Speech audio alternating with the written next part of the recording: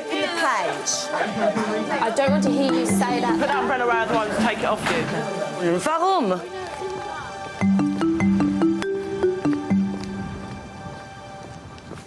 Your work's over there. You need to be with your work, please. Over you go. Yeah, hurry up, Chloe. Thank you. Former lunchtime assistant Tony Barrett trained as a TA 5 years ago and has just volunteered as a cover supervisor. For this job, you have to be a jack of all trades, master of none. So there's no way you'd end up carrying 4 or 5 briefcases just to have spare lesson plans in case. So you have to be very good at being able to play it by ear and just think of ideas on the spot. What is it? I am going to ask you to move in a minute because you are disrupting a lot of people. It's challenging establishing new relationships with students she used to work with as a TA. So John Bailey's here at Chiltern Trinity in Somerset to help out. Zoe, can we sit down, please? You don't have me. No, he's not. I'm stood right behind you. Oh, can you read that? You were sat down doing nothing. What does it feel like working as a cover supervisor with a child who you've previously had a relationship with as a TA? Well, when you're in the lesson as a TA, you tend to have the teacher being the buck stops here role. So as a TA, you can be their friend as well as being the person that's there to help them. As a cover supervisor, it's very much, no, what I say is, and this is what will happen. What Tony needs from John are some ideas on how to reduce noise levels so she can focus more on the teaching and learning. OK, for those of you who haven't met me before, I'm Mrs. Barrett, and I'm going to be taking the lesson today for Mrs. Smith, OK? She's now covering a Year 8 English lesson. Now, yes, we do. By the end of the lessons, students should be able to compare and contrast what is possible, could be possible, and what is impossible in a science fiction text. Because I understand you're doing about science fiction, doing part of genre, yeah? You're enjoying the teaching, it's all pretty relaxed.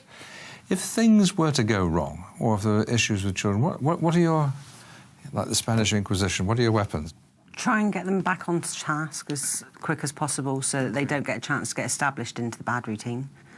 But sometimes it can be hard to notice them going off of task straight away. You're all going to write the first paragraph of a science fiction story of your own. And it will be passed around the table. OK? So, if I just give you those... hold on. If I just give... Year 8. Year 8. Can we keep the noise down a little bit, please? Remember, there are other learners in the school. How well behaved were you at school? Not very at all, ever. Yeah, well, I was pretty much the same. and a wound-up teacher. Yeah, my friends find it hysterical. Yeah, and you're not very wound up, but you're wound up enough to cause mild entertainment, aren't you? Yeah. Let's just watch you for a few more seconds. Year 8, I'm going to ask for quiet in 3, 2... Can you hear your stress now? Yeah. Year 8. I'm going to ask again for quiet in 3, 2, 1. Quiet. You're a bit vexed with them. And they're not entirely plugged into the task. Do you know why? I mean, well, my language, body language, the volume of my voice isn't helping at all. Yeah, that's the way that I'm talking as well isn't helping. 'Cause you can hear my stress. Yes. Which isn't helping to keep them calm. Quiet. You now have 5 minutes to write your first paragraph. I'm going to ask again for quiet. Well, I can be standing at the front of the room saying, we've got 3 minutes to go, 3 minutes to go, 3 minutes to go, quieten down. And I'm telling you to quieten down, but I'm not very quiet myself, but it's 3 minutes to go. You count down, you go 3, 2, 1. You've got silence, say, listen.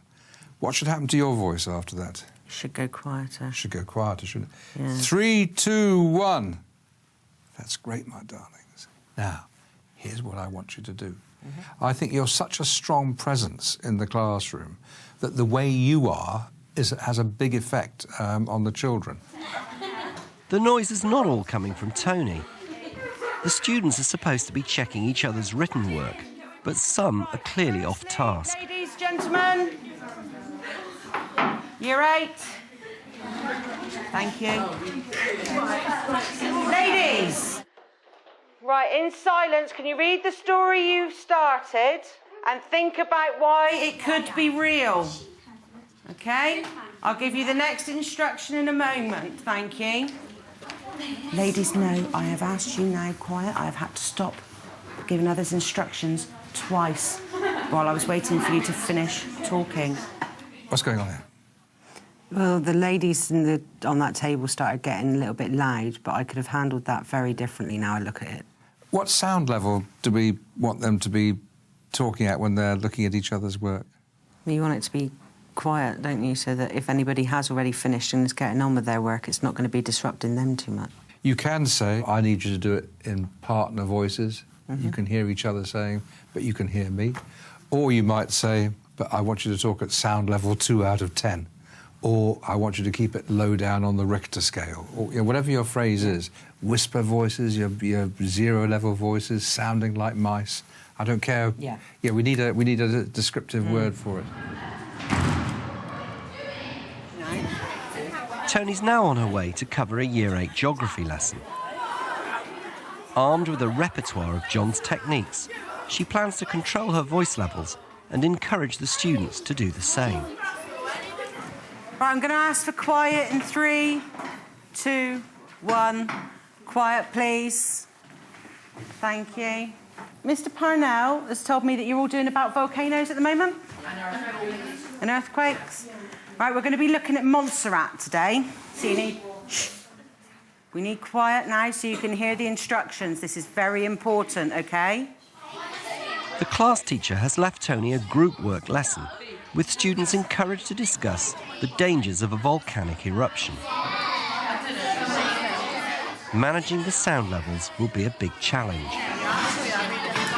it was like on a chain of events, and it was this lake, and there was like loads of CO2 building up. Like, Just, could I have your attention in 3, 2, 1? I said we could talk quietly. Remember, the people that you're sat next to are who you're talking to. OK, so we need quiet voices, please. All right? Thank you. Where is the volcano too? Because it says original dome on the east side of the... This isn't allowed. They're not letting that part of road be used.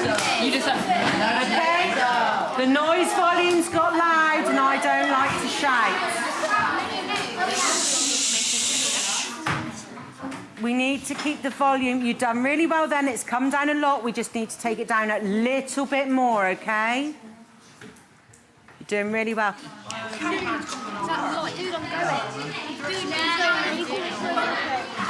For most of the lesson, Tony manages to keep the noise down. But late on, the students' sound levels rise again. You work for me, will you? No, I don't think they got anything down. They have no idea what's going on. Right, AS, I'm going to ask for quiet in 3, 2, 1. Quiet, please. I'm going to ask for quiet for a second time, please, in 3, 2, 1. Quiet, please. Thank you very much. The discussion that we had earlier on about your countdowns, I noticed you dropping your voice and all that. How did that work? That seemed to work a lot better because they definitely got the gist just by my voice coming down that... I mean, at the end, it wasn't as good as it was at the beginning. No, we can talk about that in just a minute. But they definitely did get the hang of the fact that my voice was coming down. That means Miss is expecting our voices to come down lower. And it's also much clearer to me now. We're not talking about shutting them up. We're talking about managing the sound level, aren't we? We could even call it sound for learning, couldn't we? What I've mentally invented for you, and I don't know if we have time to make it, but it's a strip of cardboard, and it's called Miss Barrett's sound meter. And it starts red, it shades down to golden. And you say, I just want to talk to you guys. Down here is golden listening silence. And here is really nice, quiet, whisper, whisper voices. Here's when you're talking to your mates at a table. Here's when I begin to get edgy, and above here, it's murder for me. But do you get the idea? Just doing, Yeah, no, just I being a like the bit more... visual aspect. So I think we either equip you with a rainwater stick, or you need your little sound chart. I like the idea of the sound chart. That's something you could stick up on a board to make it very visual to them. Yeah, yeah. Because if they see the teacher walking towards it, then they're going to say, hang on, oh, I don't like the fact that's just gone out. This one's a bit of an odd classroom because it's used for so many different subjects at so many different times. The first outing for Tony's freshly minted sound meter is going to be a Year 9 geography class. And John's interested to see if it'll make a difference. Now, this just makes it a little bit easier for all of us.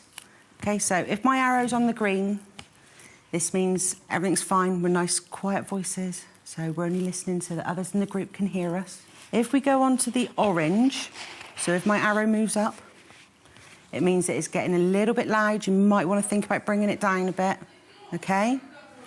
If it gets on the red, that's definite outdoor voices. So that's when we're starting to get really loud, and somebody over there can be heard by everybody over here, which means they can't hear each other because they're right next to each other. All right, and we don't want to get that loud because otherwise we're going to be interrupting others' learning, OK? It's a group work lesson exploring life in the shanty towns of Brazil. Right, in your groups, looking at your photos, you need to be asking each other questions about the photographs, OK? That you've got in front of you. Dancing. What else have we got there? Street party. Who? Fiesta. Yeah. It's India, you know that pink stuff you had on you? Yeah, henna. Yeah. Hair dye? Henna. Yeah, they usually have that on their hands. All that and stuff. Build a nursery. Build and install a standpipe to provide clean water. Yeah. This noise level is fantastic, folks. You're doing really well. Mrs. Barrett's sound meter has been a hit. It's only required a few gentle reminders to keep the noise at the right level for effective teaching and learning. The reason for that one's because, like, if you've got, like, a workshop, then people can learn how to make new houses and stuff. Okay. You're working brilliantly at this noise level. It's really good. I'm really impressed. Well done.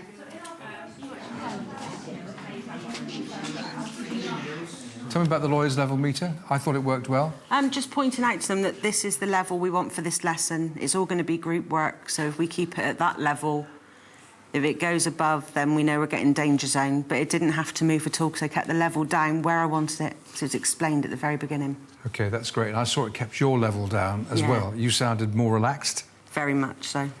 Is it going to be this easy introducing the sound level meter to all your classes?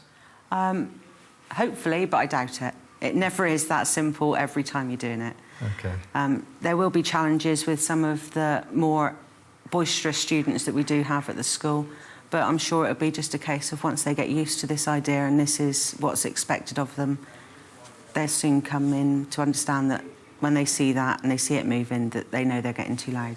What I've appreciated is just how much information you have to absorb before each lesson. There's an awful lot of paddling under the water, isn't there? Just a little bit, yeah. It can be very much like information overload if you're not careful. Yeah.